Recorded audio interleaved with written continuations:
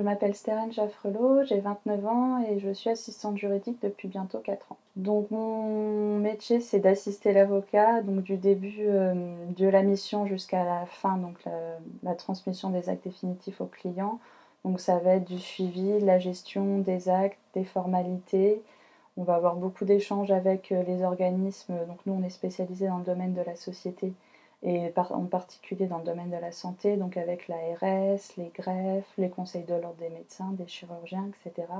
Et notre rôle vraiment, ça va être, on a un rôle de support pour l'avocat, donc ça va être de la rédaction de la convention de mission, la rédaction des actes et les formalités conséquentes. Alors j'ai un baccalauréat littéraire, ensuite j'ai fait un DUT technique de commercialisation générale dans le commerce et ensuite un master en marketing international. Et après 3 ans dans le marketing, je me suis rendu compte que c'était un métier qui ne me convenait pas, j'étais pas épanouie et ça répondait pas à mes attentes. Donc j'ai cherché un métier d'assistante et notamment opérationnel parce que je voulais quelque chose de concret.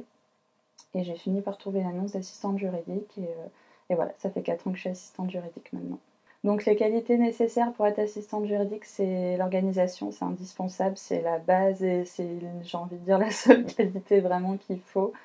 C'est beaucoup d'organisation, de gestion du temps. Dans le droit, on a beaucoup d'urgences et d'impératifs de délai, donc il faut savoir gérer son temps, une bonne expression orale, écrite également pour la rédaction, et un sens du contact parce qu'on est quand même souvent en échange avec différents intervenants. Pour accéder à ce métier, je pense qu'il faut vraiment ne pas avoir peur du droit parce que c'est quand même un domaine très stimulant, en constante évolution et ça peut faire peur parfois et moi j'avais pas de compétences en droit particulier et finalement on se forme sur le tas. Il y a vraiment un travail d'équipe en fait.